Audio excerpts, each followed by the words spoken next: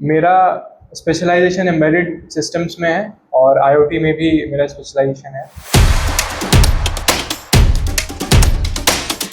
आपको क्या लगता है कि एक्स गर्लफ्रेंड से पीछे छुड़ाना मुश्किल है या फिर जो कोडिंग में बग्स आते हैं या एरर आते हैं उससे पीछा पीछा छुड़ाना मुश्किल है? मुश्किल तो दोनों सही है, लेकिन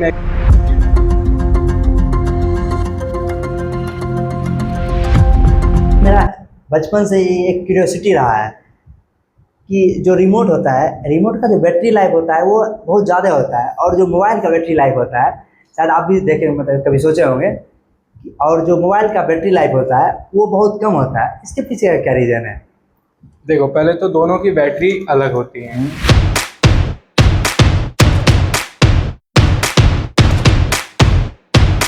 आपका अपने कंटेंट क्रिएशन का जर्नी बताइए। वो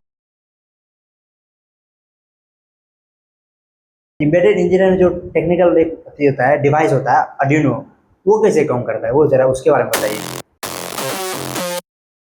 अगर आप मॉल या फिर म्यूजियम या फिर कई बड़े इंस्टीट्यूशन गए होंगे तो वहाँ आप वहाँ के वॉशरूम में देखे होंगे कि एक सेंसर लगा होता है। उस सेंसर में क्या होता है कि जैसा आप हाथ डालते हैं नल के नीचे तो पानी गिरने लगता है, और जब हाथ हटाते हैं तो वहाँ से वाटर निकलना बंद हो जाता है।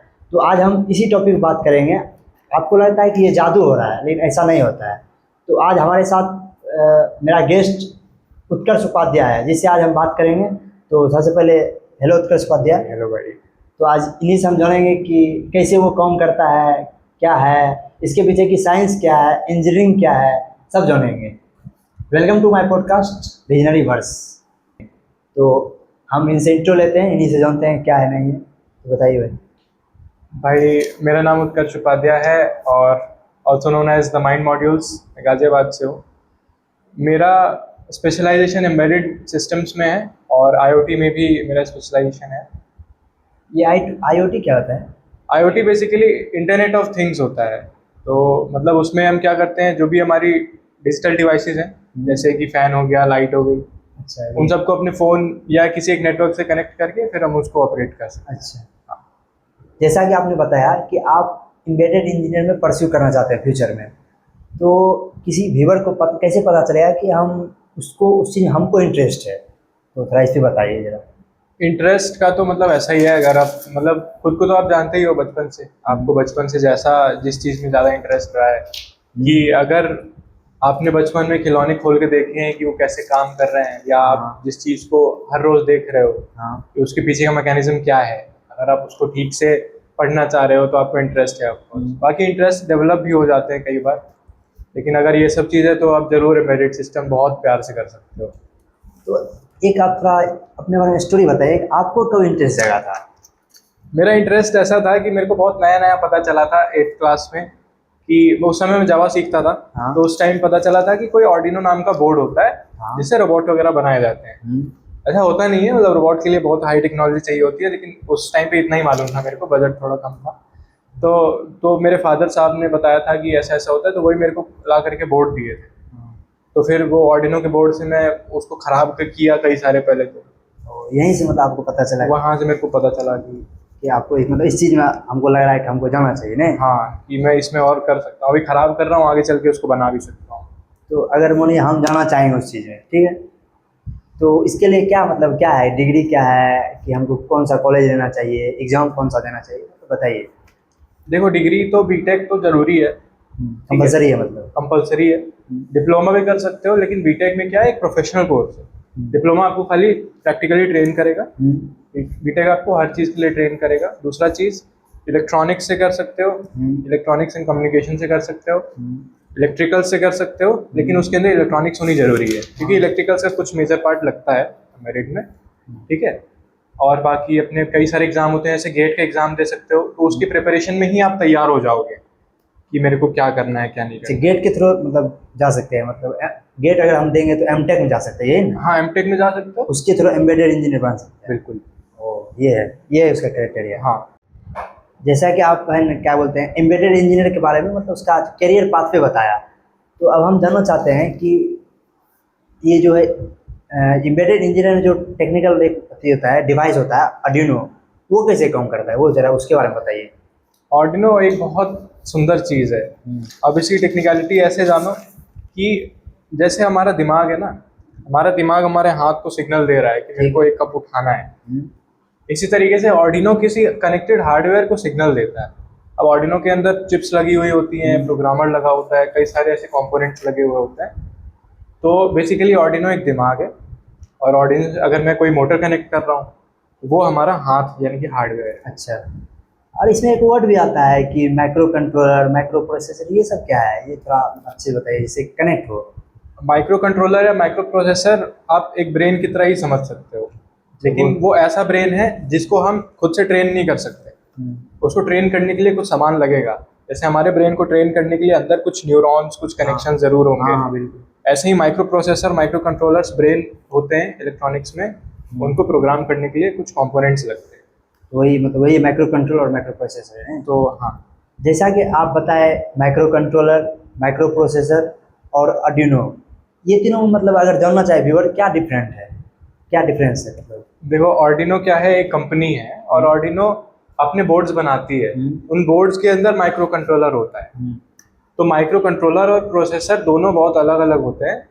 प्रोसेसर बहुत सारे काम कर सकता है, उसको हमें बताना है कि आपको ये काम करना है, वो खुद से कर देगा। लेकिन कंट्रोलर सिर्फ वही काम कर सकता है जिसके लिए हम उसको प्रोग्राम करेंगे या जिसके लिए हम उसको बताएंगे। जैसे अगर मैं आपको बोलूँ कि आपको ये कप उठा के यहाँ रखना है, ठीक, मैंने आपको बोला कि कप ही उठा के रखना है।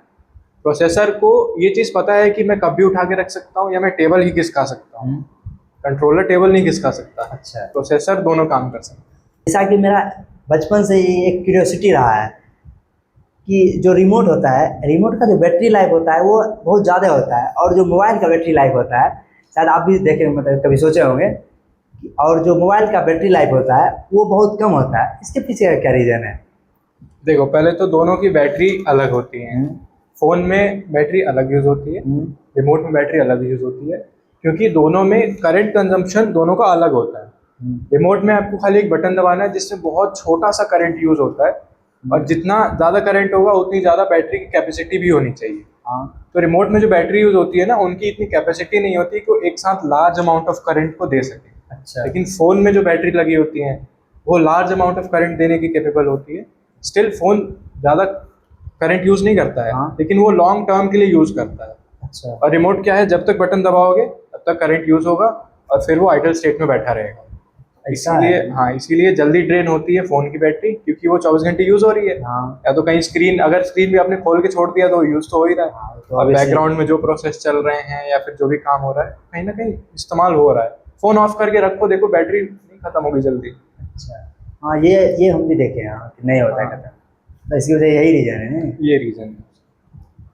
आप देखे होंगे जैसे कि लिफ्ट में चढ़ते हैं, या फिर हम वॉशिंग मशीन यूज़ करते हैं, या फिर एसी यूज़ करते हैं, इसके पीछे का क्या साइंस है? मतलब या फिर ये नॉर्मल मैनुअली काम होता है, या फिर इसके पीछे भी एम्बेडेड इंजीनियर का काम है, या एम्बेडेड सिस्टम का काम है? बिल्कुल, एम्बेडेड सिस्टम हर जगह है।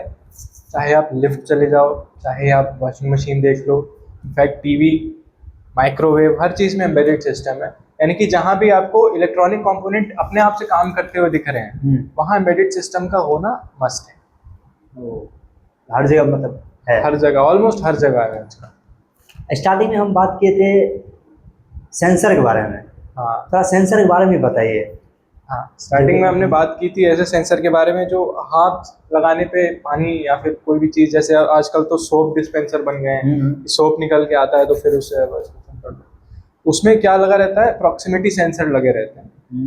या तो इंफ्रारेड प्रॉक्सिमिटी हो या कोई भी ऐसी प्रॉक्सिमिटी सेंसर हो जो कि एक मोशन डिटेक्ट करे। जैसे IR सेंसर आते हैं आजकल, बहुत हम लोग यूज़ करते हैं, स्कूल प्रोजेक्ट्स में भी यूज़ करते हैं, कॉलेज में भी। वो IR सेंसर डिस्टेंस डिटेक्ट करते हैं, और उस डिस्टेंस के अंदर अगर कोई भी ऑब्जेक्ट आता है तो वो आगे सिग्नल भेजते हैं, कंट्रोलर या प्रोसेसर जो भी लगा है वो फिर उसके हिसाब से रिएक्ट करता है। मतलब उसके अंदर माइक्रो प्रोसेसर या माइक्रो कंट्रोलर सब लगा हुआ है? कंट्रोलर जनरली लगता क्योंकि सेंस करता है जिससे पानी नीचे आता है ना। हाँ, या फिर हटाते हैं तो फिर बंद हो जाता तो है। बंद हो जाता है। इसके पीछे यही साइंस है। ये वो सेंसर वही लगा रहता है, या तो IR सेंसर होगा या फिर प्रॉक्सिमिटी सेंसर होगा। अच्छा, ये प्रॉक्सिमिटी सेंसर क्या है?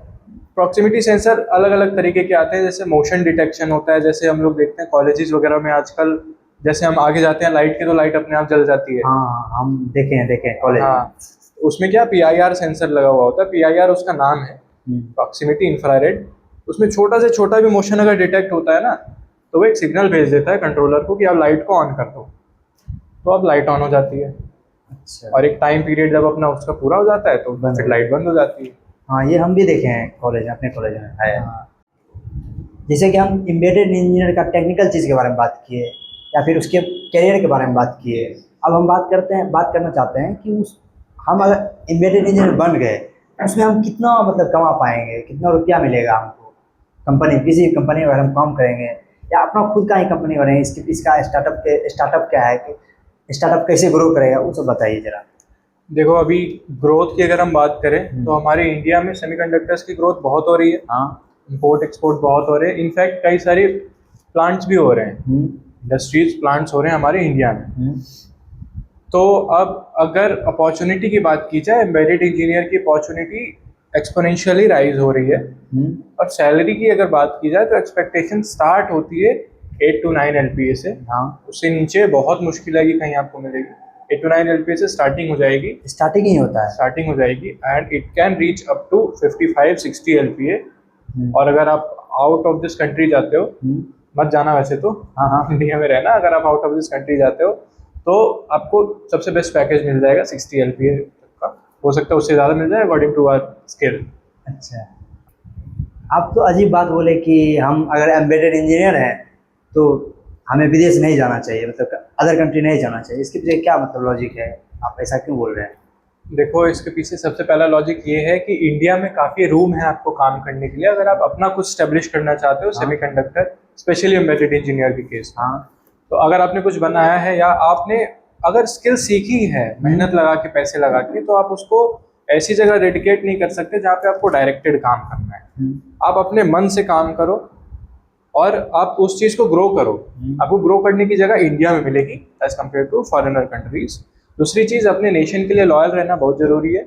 यहाँ से आपने सीखा है तो आई वुड सजेस्ट कि आप यहीं पे रह के इसकी इंडस्ट्री को ग्रो करो और इसमें कुछ अपना स्टैब्लिश करो, वो ज़्यादा बेटर है। जैसा कि आप बात किए लॉयल्टी का, ठीक है। अब लॉयल्टी हम एक आपको एग्जांपल, काउंटर एग्जांपल देते हैं, तो आप उस पर आंसर कीजिएगा, ठीक है। जैसे कि देखिए, हम एज एम्बेडेड इंजीनियर हम किसी अदर कंट्री गए, एज ए गूगल में हमें जॉब लगा 1 CR का, ठीक है। और उसी तरह इंडिया में उसी एम्बेडेड इंजीनियर के लिए हमको जॉब लगा 12 लाख LPA का। तो आप बताइए किसको चूज करना चाहिएगा? देखो, अगर मेरे को पैसे की बहुत ज़्यादा अर्ज है, हाँ, मेरे लिए नेशन कुछ नहीं है, या फिर मैं जहाँ से सीखा उसके लिए मेरे को कोई लॉयल्टी नहीं है, of course I will suggest, I will opt for 1 CR। हाँ। लेकिन अगर मुझे ऐसा चाहिए कि मेरे को खाली काम नहीं करना है, मेरे को कुछ अपना ग्रो करना है, तो ऑफ कोर्स मैं 12 LPA पे ही अपना काम चलाऊंगा। लेकिन मैं उस चीज़ पे मेहनत कर सकता हूँ जिसको मैंने सीखा है, जिसमें मैंने मेहनत की है, और उसको मैं फिर ग्रो कर सकता हूँ कुछ इस तरीके से कि मैं 1 CR से भी ज़्यादा कमा सकूँ।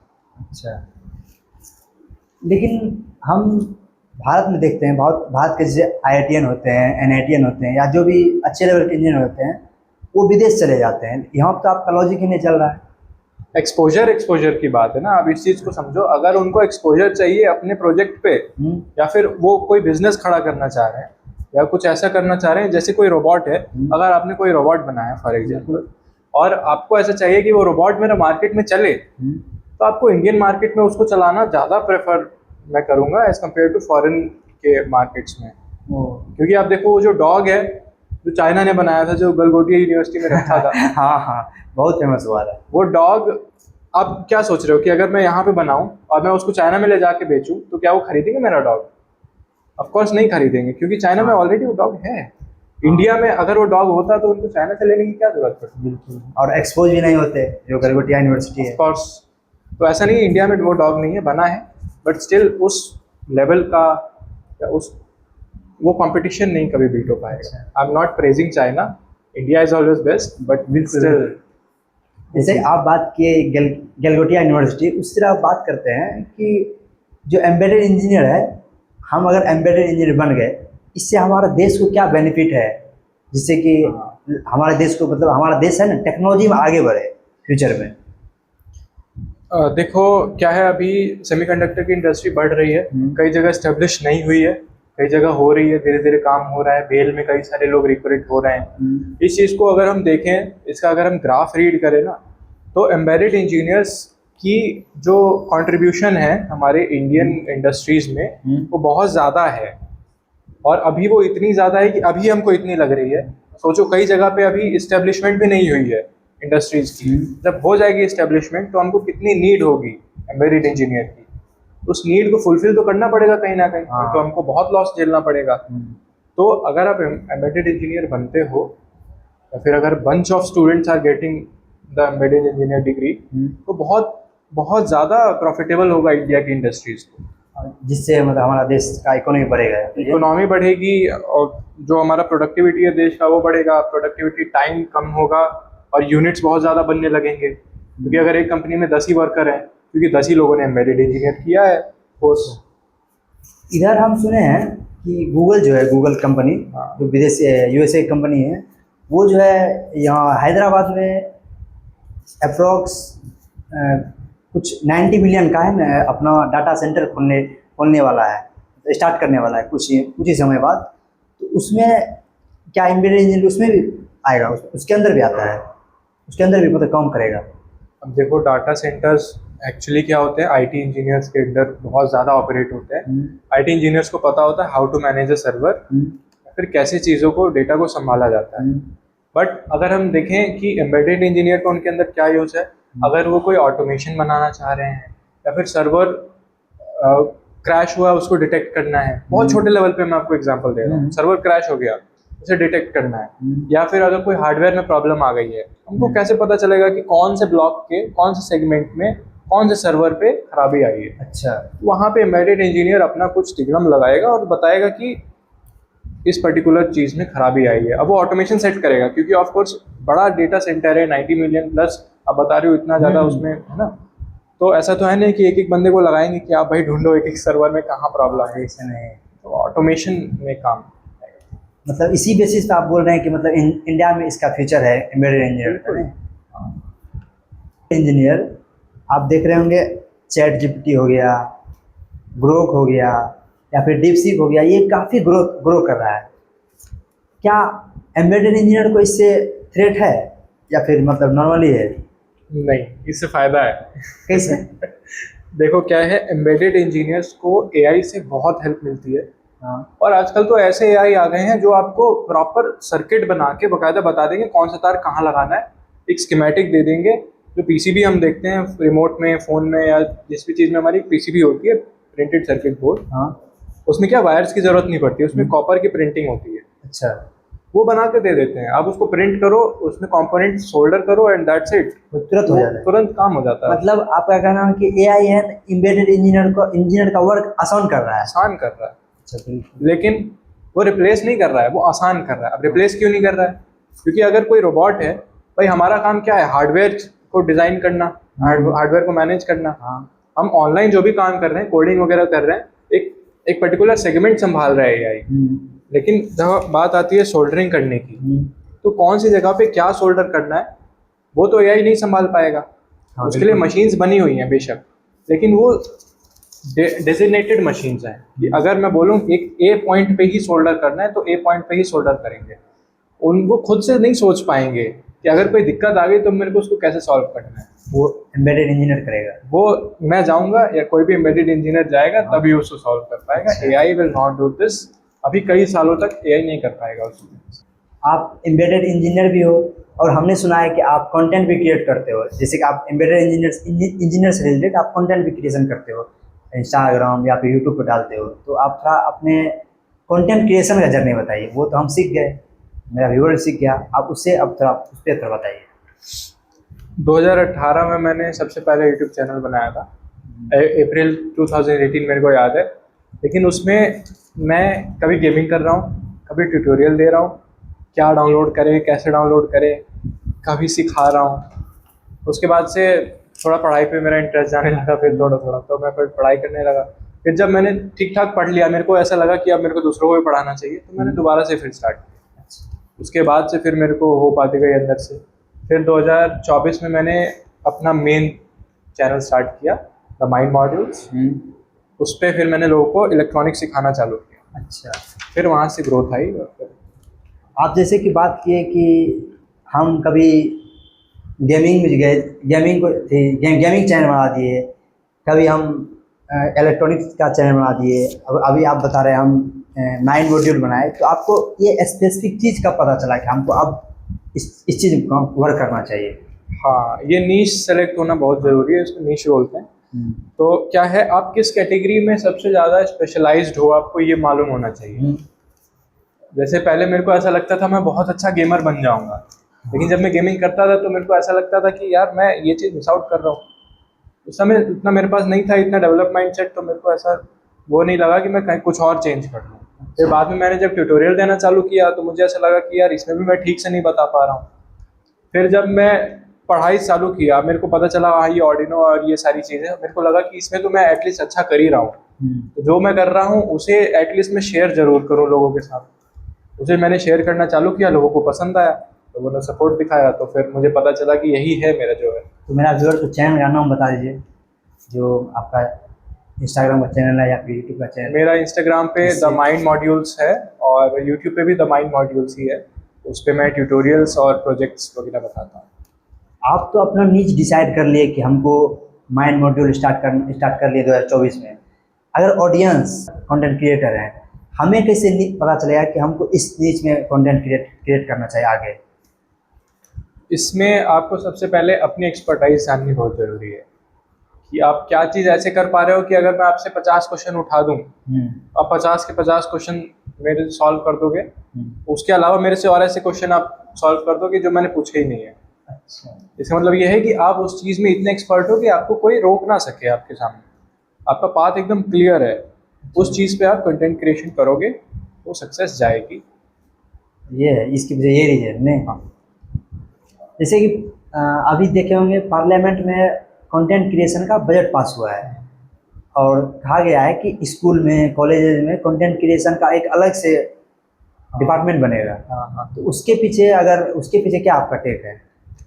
बहुत बढ़िया डिसीजन हुआ है ये, क्योंकि सोशल मीडिया आजकल बहुत सारे लोग जो है ना सोशल मीडिया पे स्टिक हो रहे हैं और वो उसको अपना इनकम बनाते जा रहे हैं, मतलब सोर्स ऑफ इनकम बनाते जा रहे हैं। कि बहुत सारे लोगों को, जैसे नाम लेना चाहिए कि नहीं, सौरभ जोशी ब्लॉग्स है या फिर जो भी जैसे ब्लॉग्स वगैरह हैं, उनको लोग देख रहे हैं कि बहुत ज़्यादा पैसे बना रहे हैं वो लोग। उनको देख देख के बहुत सारे लोग ब्लॉगिंग करना चालू कर रहे हैं। तो अगर इतने सारे लोग अपना पोटेंशियल दिखा रहे हैं तो क्यों ना उसको एक नेक्स्ट लेवल पे लेके जाया जाए, और ये बहुत सही डिसीजन लिया है गवर्नमेंट ने।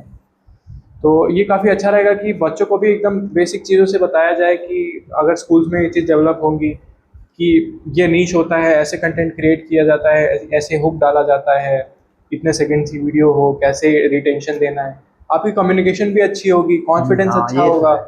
आपको जॉब के लिए इतना परेशान नहीं होना पड़ेगा। जब आपका मन कर रहा है तब आप वीडियो डाल रहे हो, पैसे आ रहे हैं। ये सही है। आप अभी देखते हैं सोशल मीडिया पे, आप जैसे बताए कि कंटेंट क्रिएशन में है ना, इनकी कंटेंट क्रिएशन करना चाहिए, लेकिन अब कंटेंट क्रिएशन के नाम पे जो इंडिया का यूथ है कुछ भी बना दे रहा है, ना ही सोचता है ना ही करता है, कुछ भी बना देता है। तो उसके पीछे बताओ क्या टेक है आपका? हाँ, ये उल्टी सीधी चीज़ें डालना कंटेंट क्रिएशन नहीं मानता मैं। कंटेंट उसके क्रिएशन थोड़ा- मतलब आप एक स्पेशल कंटेंट क्रिएट कर रहे हो जो सिर्फ आपका है। अगर आप किसी वीडियो पे या किसी ऑडियो पे अपनी वीडियो बना करके डाल दे रहे हो, लिपसिंग कर रहे हो, उसको कंटेंट क्रिएशन नहीं माना जाएगा ना। उससे आपको वैल्यू के पैसे आएंगे। हो सकता है आपके पास पैसे आ जाएं कहीं ना कहीं से, आप ऐड कर दो किसी चीज़ का, वैल्यू के पैसे नहीं आ पाएंगे। अब अपनी वैल्यू किसी के साथ शेयर करोगे, उसको कंटेंट क्रिएशन बोला जाएगा। जैसे कोई पॉडकास्ट कर रहे हो, किसी को अच्छा एजुकेशन प्रोवाइड कर रहे हो, तो सारी चीज़ें मैटर करती है। तो वो उस चीज़ पे नहीं जाना चाहिए, जो एक्चुअल कंटेंट क्रिएशन है उसको सीखना चाहिए, उसको सीखना फिर स्टार्ट करना चाहिए, तब ग्रोथ होगा। स्टार्ट करो, उसके बाद सीखो। हाँ, वही करते करते सीखते रहो, वही वैसे ही आ जाएगा वो। आ जाएगा नहीं। हाँ। अब लास्ट में आ गए हैं, हम बात किए कंटेंट क्रिएशन के बारे में और एम्बेडेड इंजीनियर का क्या फ्यूचर है इंडिया में उसके बारे में। अब हम फाइनली बात करेंगे, रैपिड फायर क्वेश्चन पूछेंगे, जो कि इनसे क्वेश्चन किया जाएगा और इनको हम रूल समझा देते हैं। देखिए, हमारे रैपिड फायर राउंड के क्वेश्चन में क्या होता है कि आपको कट टू कट आंसर करना होता है, जो दिमाग में आया आंसर करना है। क्या आप रेडी हैं? बिल्कुल। ठीक है, तो हम पहला क्वेश्चन स्टार्ट करते हैं। ठीक है, पहला क्वेश्चन आपसे पूछते हैं। कि आप ये बताइए कि फ्यूचर में आप सोशल मीडिया इन्फ्लुएंसर बनना चाहेंगे या एम्बेडेड इंजीनियर? इन्फ्लुएंसर। क्यों? एम्बेडेड इंजीनियर बन के इन्फ्लुएंसर बन जाओ, लोगों की हेल्प भी कर दोगे, आपका स्किल भी पूरा हो जाएगा। बहुत सटीक जवाब है। तो आपसे दूसरा सवाल है कि आपको क्या लगता है कि एक्स गर्लफ्रेंड से पीछे छुड़ाना मुश्किल है या फिर जो कोडिंग में बग्स आते हैं या एरर आते हैं उससे पीछा छुड़ाना मुश्किल है? मुश्किल तो दोनों से ही है, लेकिन एक्स गर्लफ्रेंड से छुड़ाना ज़्यादा आसान है। आप कैसे करना चाहेंगे? क्या ऐसा क्या है कि आप कह रहे हैं एक्स गर्लफ्रेंड से पीछे छुड़ाना ज़्यादा मुश्किल है? नहीं, वो बग ज़्यादा चिपक जाता है क्योंकि आपको पता नहीं चलता है कि वो प्रॉब्लम क्या थी। हाँ, और दूसरे केस में आपको पता रहता है कि ये प्रॉब्लम थी क्योंकि वो बता के जाती है। इसलिए ठीक है। अब मेरा आपसे तीसरा सवाल है, अगर देखिए अगर VLSI इंजीनियर का सैलरी 30 लाख है, ठीक है, और उसी जगह एक एम्बेडेड इंजीनियर है उसका सैलरी अप्रोक्सीमेटली 14 लाख है, तो आप किसको प्रीफर कीजिएगा? आप मतलब सबसे बेस्ट कौन है आपके हिसाब से? मेरे हिसाब से मेरिट ज़्यादा बेस्ट है। सैलरी तो कम है लेकिन आप ये बोल रहे हैं कि मेरिट बेस्ट है। मैं ये उसमें खुशी से काम कर पाऊंगा। कोशिश कर पाएगा इसीलिए आप उसको चूज किए। हाँ। अब मेरा आपसे चौथा सवाल है, अगर आपको चूज करना हो कोई एक कार, जैसे कि टेस्ला ले लीजिए और एक नॉर्मल कार ले लीजिए, जैसे ऑडी हो गया या फिर फॉर्च्यूनर हो गया, कुछ भी कोई भी कार, आप इसमें क्या चूज कीजिएगा? टेस्ला। इसके पीछे का लॉजिक क्या है? टेस्ला में जो ऑटोमेटेड वर्जन है उसका जो ऑटो पायलट है, इट्स वेरी बेस्ट। एंड उसके अंदर जो भी एग्रीगेशन है ना, जो भी सेगमेंट्स का एग्रीगेशन है, ये कैसे बनी है, क्या है, वो टेक्नोलॉजी मेरे को बहुत पसंद आई है। इनफैक्ट वैसे ही बहुत सारी कार्स हैं तो टेस्ला जैसी एडवांस नहीं है, सो आई प्रेफर टेस्ला।